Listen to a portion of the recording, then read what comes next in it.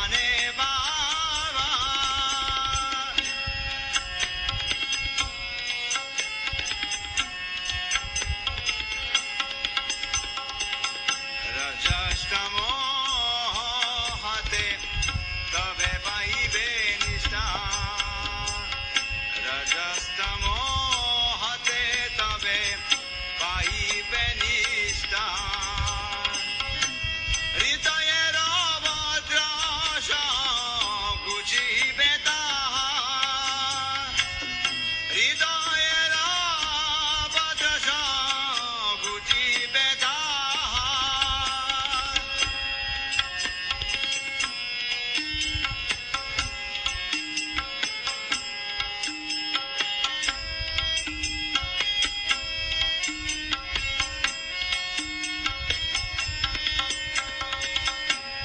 কি করে বুঝাব কথা বড় সে চাহি কি করে বুঝাব কথা বড় সে চাহি ক্ষুদ্রায় আমি নাহি না কোন শক্তি নাহি ক্ষুদ্রায় আমি নাহি না কোন শক্তি নাহি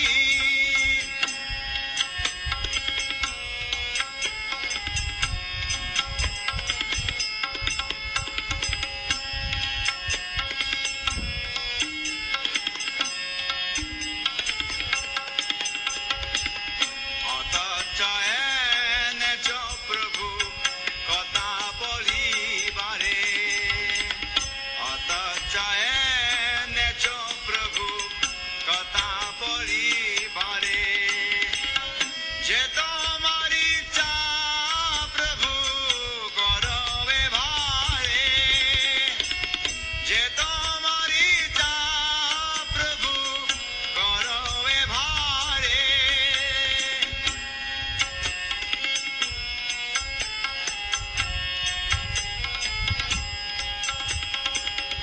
অখিল জগৎ গুরু বচন সে আমার অখিল জগৎ গুরু বচন সে আমার অলঙ্কৃত করিবা গমত্তা ধামার অলঙ্কৃত করিবা গমত্তা ধামার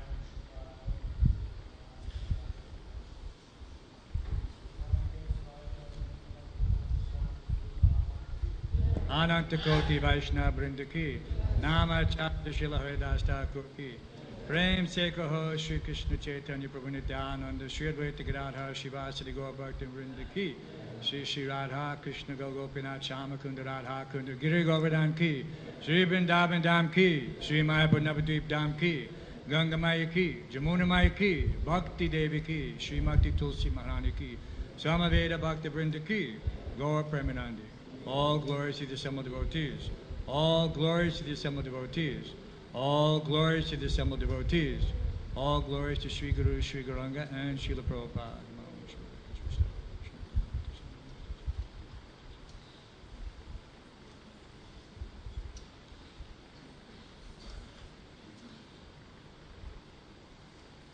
Prabhupada once said that one of the symptoms of a self-realized soul is that he writes profusely, not just bits and pieces. Because, as we've seen, just like sometimes we're struggling to get a connection on the internet. Frustration is there. We can't connect. But the pure devotee has no such difficulty. He's directly connected to Krishna. So he has access to this unlimited reservoir of all aspects, all knowledge, all rasas. Everything is there. So sometimes I think, how will we ever come close to this? And I remember my futile attempts to write something, anything, but because without realization, it is not possible.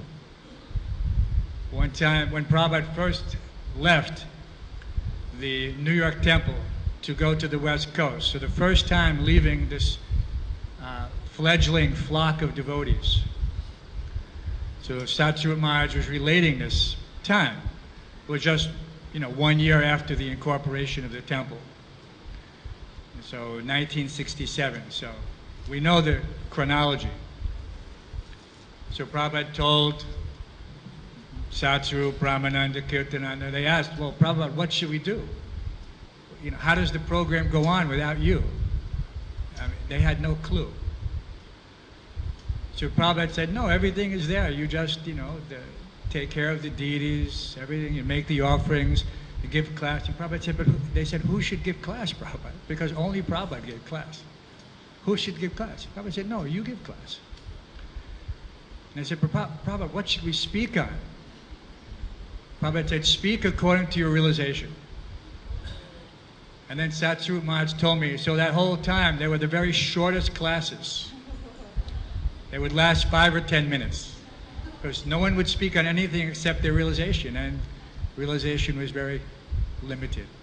But that's how careful they were, to speak only according to their realization. So he was, of course, we know that Hamsarupa Maharaj was a prolific writer, and so many of our devotees who have taken up this effort of spreading Krishna consciousness. We have a huge compendium of literature expanded from Srila Prabhupada's realization.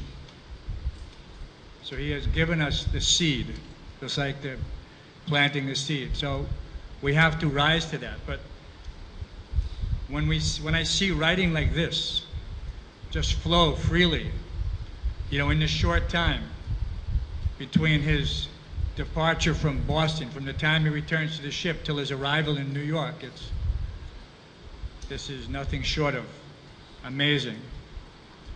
And in the future, maybe we're a little too close to the historical context, but how we view the writings and the bhajans of the great acharyas, Narottam Das Thakur, and all these others, in the future they'll see Srila Prabhupada's works in the same way, that this contribution was nothing short of that, this amazing personality. But for now, we're content to be able to just have this, for our understanding. And there's one particular verse, and of course, everyone knows this verse. O Lord, I am just like a puppet in your hands. So if you brought me here to dance, then make me dance, oh Lord, make me dance as you like.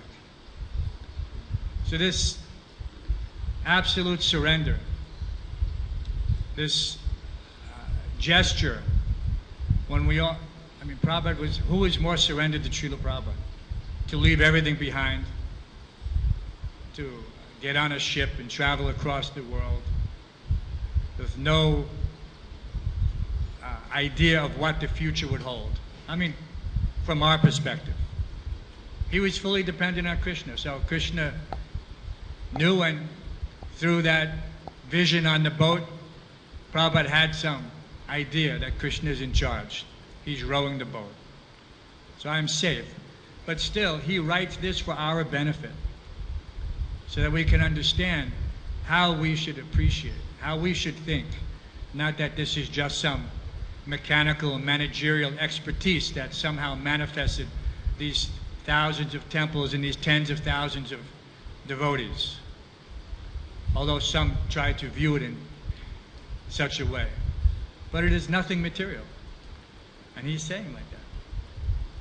And we have to understand, and we should be very cautious not to try to analyze it in, or how can you say, compartmentalize it as some material phenomena, because that will obviously lead to some false analysis. You know, but we should appreciate the purity by how it was established and how it will go on. And this is the challenge: how to remain secure in that realization that without purity, this movement is doomed. And this is an individual effort. It is not a collective imposition.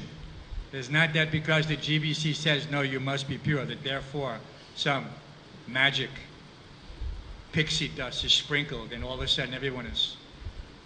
No, we are our brothers and sisters' keeper.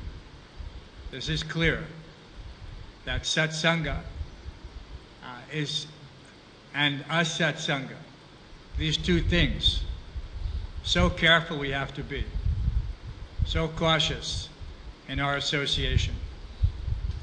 Even a little carelessness. Sometimes devotional service is compared to a razor's edge. Everyone has heard that analogy. Just a small slip and there's blood. Everyone has experience. But somehow or other, we take, you know, even Prabhupada used to comment, our devotees, they don't eat outside in restaurants and this and that. Why? Why does he say that?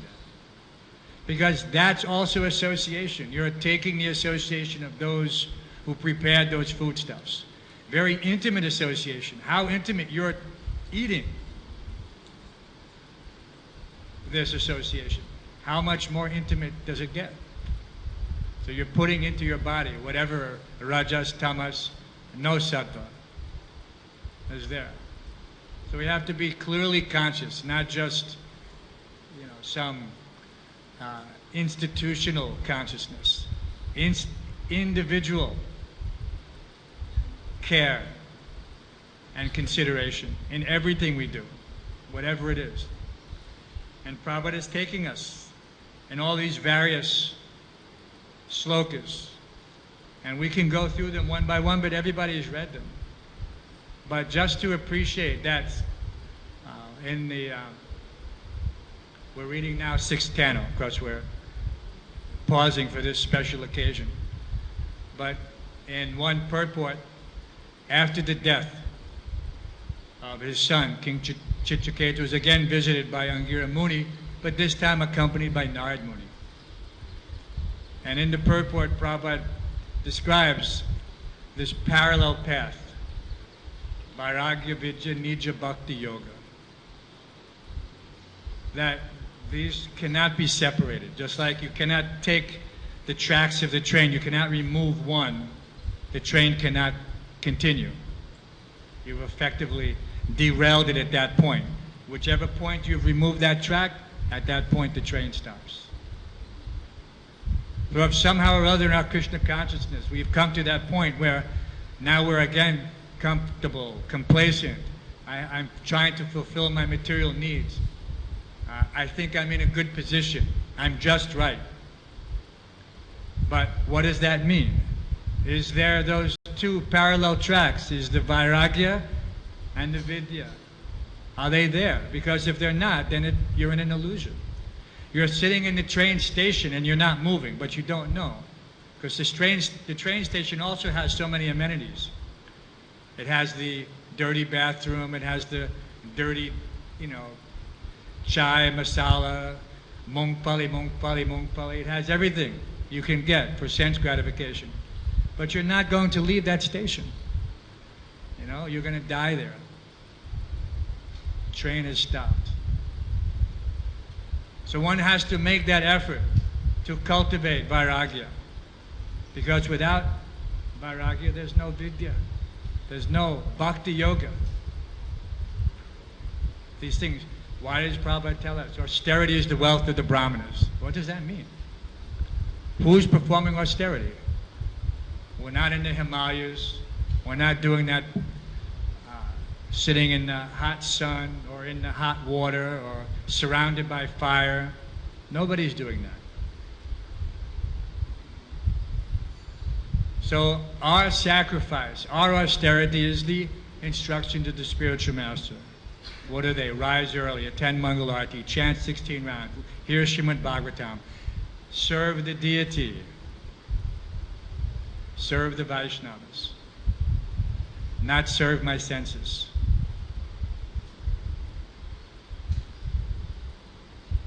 And here we have Prabhupada coming, and he's praying in such a heartfelt way. You can't read this and not be moved emotionally, because this is the person that came and saved us. Without this effort, and so we have this obligation to completely internalize his mood of sacrifice and to give it to others. That is the only reason for these temples. It's not to impress anybody, it's not to get some temporary position, some salary. It is only there to facilitate the figure is astounding. We're talking 12 million people in a year will come and visit this temple. 12 million people. Every one of them should see all the devotees following what Prabhupada had given us. He said, when our devotees pay obeisances, they see us and they imitate, and therefore they make advancement. So we are simply following his example, and they will follow our example. So if our example is simple living and high thinking, then they will follow. If our example is sinful living and high buildings, then they will also follow. So that is our choice. How do we want to be seen? Prabhupada told Rupanuga, he said our devotees should be seen as in everything honest. In everything honest. Not that when they see devotees they think, as happened previously, that, oh, this person will try to take my money, in some tricky way, in the airports or here and there. Prabhupada didn't approve. He didn't like it. He was not of that mentality that the end justifies the means. He said the devotees should be known as honest. So we have that obligation to carry these instructions in every aspect of our activities. But we are the individual gatekeepers, and we are also the collective gatekeepers. That such infiltration should not come into my heart and should not come into my God brothers and God sisters' hearts, not come into the campus, not come into the society. And otherwise, what do we do? What is our?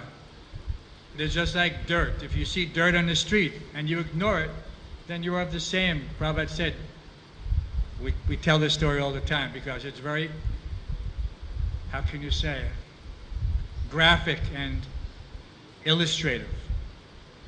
That when Prabhupada passed the dirty bathroom, he was disgusted. Why? Because no one besides him took any action. And therefore he concluded that everyone is in the mode of ignorance. And he said, if I ignored it, then I'm also in the mode of ignorance. So we cannot ignore these things, because that subtle contamination, that infection, dulls you to the reality of the mode of goodness. That okay, it's a mode of ignorance, but it's not my job. Not my job. So how many times have we heard that? It's not my job, not my service. No, our service is to not be in the mode of ignorance, or whatever that requires. If it means bending down and picking up a piece of paper and taking it to the trash can, that's my individual effort. If it means pointing out something to the relevant manager, that's my collective contribution. I'm seeing something, it should not stand. I have a duty. Even the karmis say that. See something, say something. You know, they're trying to elevate everyone to this consciousness of not being ignorant. But we have a greater impetus that this is for our spiritual elevation. Even such a small act like that. Why? Because it is based on the instruction of the spiritual master. It is not just some mundane consideration not to see litter. No, it's litter is, we're not, so many people, there's so much litter everywhere. We're not going to pick up every single thing. But on our campus, in our temple, we have to try. You know, what we didn't have when we joined the temple, we cleaned the temple. One devotee, old devotee, Gaur, when he first met Srila Prabhupada, there was a commune called Morning Star. Vishnu Jan Maharaj and Tamal Krishna Maharaj and many other devotees, including Gaur, were members of these communes. This particular commune was very famous. And everybody did their own thing. There was those who lived like this style and those who lived like this style. Vishnu Jan Maharaj used to live in a teepee. And Tamal Krishna Maharaj used to live in a tree house. And Tamal Krishna Maharaj would wake up in the morning and he would urinate into Vishnu Jan Maharaj's teepee. They weren't devotees. But they weren't exactly friends. And Gauri fancied himself a gardener. He was in the garden, and Prabhupada went to this commune. Prabhupada's mercy. He went to collect us in any condition, from the Bowery to the communes. And Gauri told me the story, and he was, you know, suitably embarrassed. He said, Prabhupada came, I was stark naked, and I was hoeing potatoes in the garden. And Prabhupada asked him what he was doing, and Gauri said, I'm hoeing potatoes. And Prabhupada said, and, you know, who are you? And he said, my name, you know, he was Herb Bresic. And they exchanged these things, and Prabhupada shook his hand. Gauri said, nice to meet you, Mr. Swami. Prabhupada, everybody called Prabhupada Swami. Nice to meet you, Mr. Swami. Just in his birthday suit. Imagine meeting your spiritual master the first time. Nothing to hide.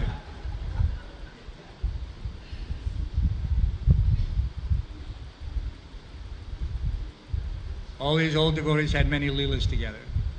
Gauri, Vishnu Jan, Tamal Krishna Maharaj. But they're all transcendental. All these pastimes will be related in different ways in different places. But they're all nectar. But without Srila Prabhupada, none of this would have been possible. So on this particular day, we especially take note, Paschatya Deshatarni, that he came to the Western world to deliver us. You know, September 17th, we don't change the date. We don't adjust it for the moon or the sun or this. this. It remains September 17th, and it's celebrated all over the world. You know, it's an interesting that how we don't really know how it will be viewed in the future. But in America, they also celebrate September 17th as something else. That is the day that the Constitution of the United States was ratified. And that document guides them in many ways. And so it's something that is never changed. So hopefully we'll understand how this date, how this particular document also should never change and should be revered in such a special way, because it was not just composed, you know, in some spur of the moment. It might have been, but it was the flow of realization that culminated in his arrival to fulfill the order of his spiritual master, the order of the previous acharyas, the Supreme Personality of Godhead. It has so much importance in this way. Practically more important than any other so-called poem. Even coming from the acharyas, they're very deep in so many realizations. And they're taking us into these esoteric levels. But we see all of those things demonstrated in this one poem. All of these rasas, all of these realizations, you know, embodied in one humble soul that came to the United States. So if there's any, they want us to end at 8:45. If there's any questions or comments, I mean, we can read more of these verses if we want, but they're so, each one would then lead into so much discussion, and that we don't have time for.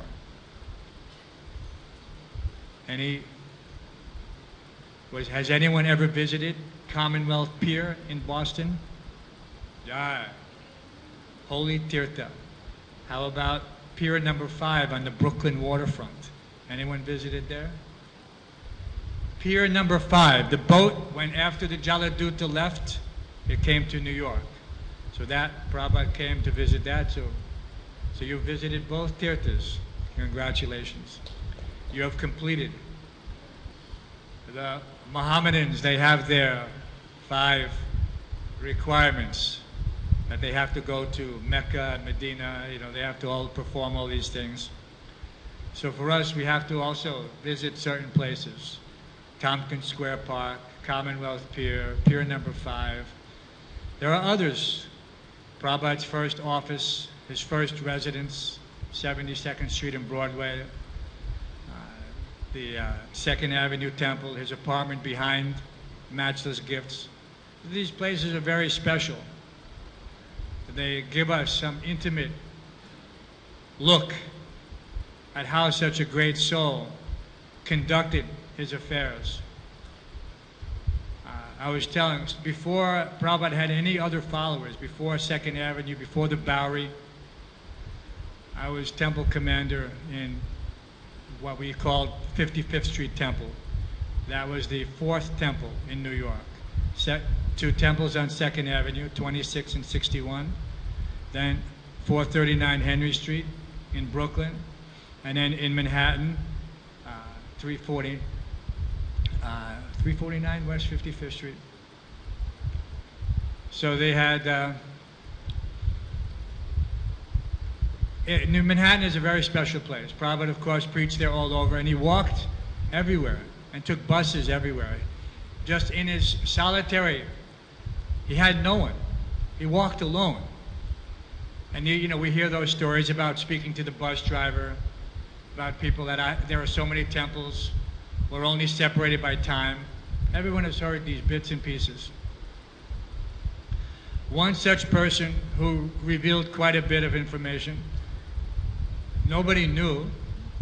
You know, there was after the Sunday feast one night, so that means we were up late cleaning.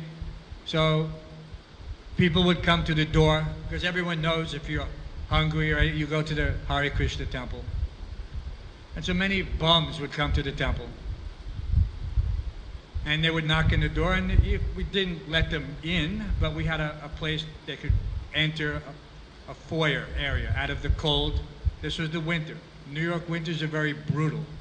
You see Prabhupada bundled up in the overcoat and that black cap he wore and his scarf. And amazing cold. He never experienced cold like this, Srila Prabhupada. So this bum, you could tell New York bums, they wear multiple layers of clothing. So they look much larger than they actually are, because they don't eat much, but they have this appearance because of the 5 or 6 garments that they're wearing. And so this person, all you see is this bundle of cloth. Looks almost like a caricature, like the Michelin Man or something, or a snowman. So I went to the door, I unlocked the door, and we're always ready because you never know. It's New York, so many crazy people. But our duty, a guest comes, we should understand what is the...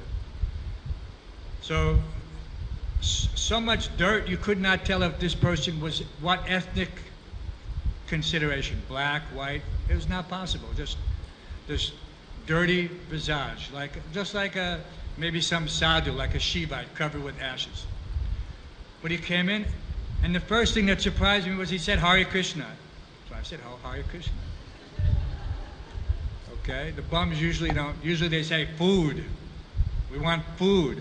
But he said Hare Krishna. I said, oh, Hare Krishna. I said, the temple's closed. I says, but if you like a plate, please wait here. He says, yeah, I want a plate. I want prasadam.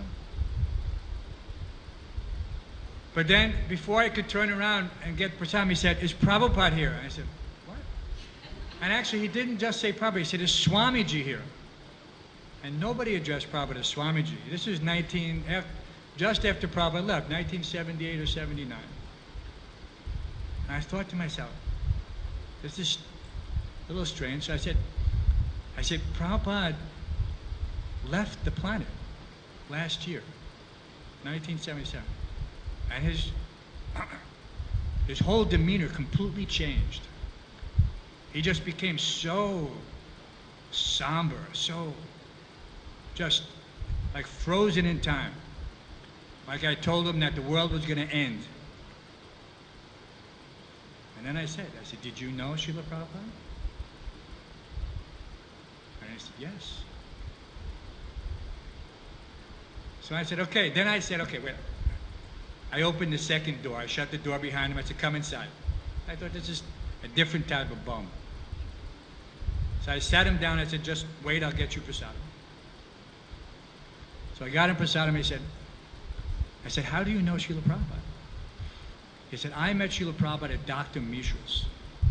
So this is before any other devotees had met Prabhupada, because that was where Prabhupada went first after Butler.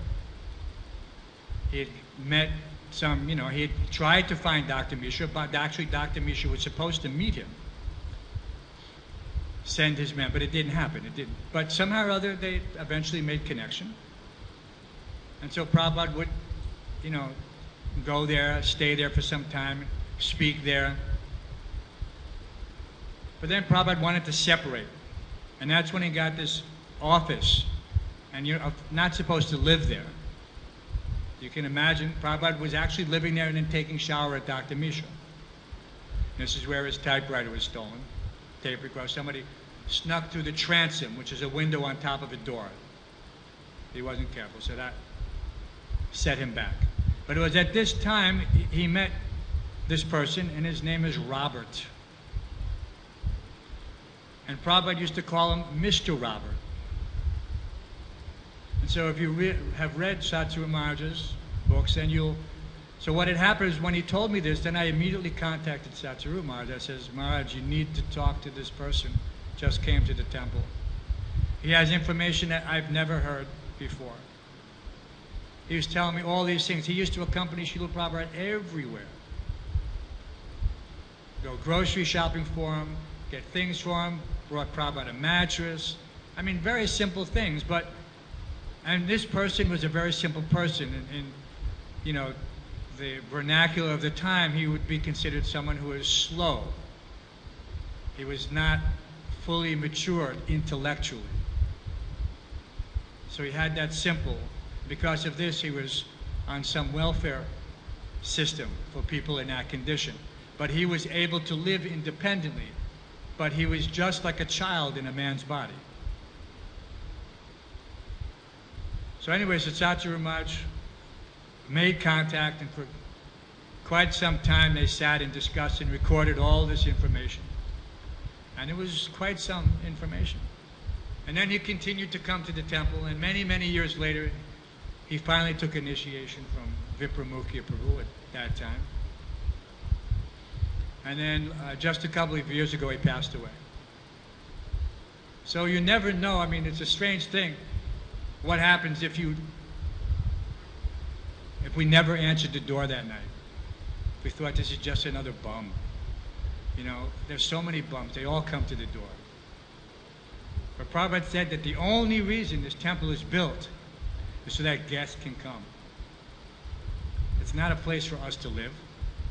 It's not a personal shelter. It's a shelter for the whole world.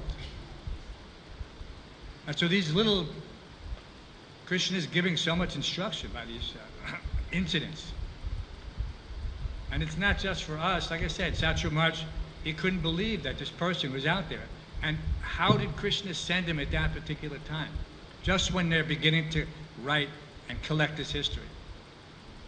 And he could have been dead. I mean, he's living in the most abominable conditions. Literally on the street, I guess. And the thing is, when I opened the door, the first time, the smell hit me, and I was thinking I just shut the door. Because they have this abominable odor. Abominable. It's intolerable. You know, you just want to run. I thought it's not my duty. At least we'll get them prasadam and then they'll leave. But then he said those magic words, you know, Hare Krishna. You know, where's Swamiji? Where's Prabhupada? So, you know, just like a treasure in a filthy place. Anyway, we should never neglect guests. Very important. You know, as we see from this. Whatever we have to do. It's the same thing on Sankirtan. We can't pick and choose who gets Prabhupada's mercy, who gets the mercy of the... And that's why Sankirtan is so important, and everyone should be trained in this. And it's not just that we have on our fixed campus. This is an easy thing, a captive audience. You have to go into the masses and distribute there and be rejected 1,000 times to taste the nectar. Vairagya Vidya Nija Bhakti Yoga. No, then you get that taste. Then you get the realization. It doesn't come in any other way. It doesn't come artificially. You cannot cultivate this sitting in your place and reading. You have to go into the arena of sacrifice, the kirtan, the Sankirtan Jagya. So we can always go on, but are there any questions, comments? What to do, how to... Srila Prabhupada ki. Yeah.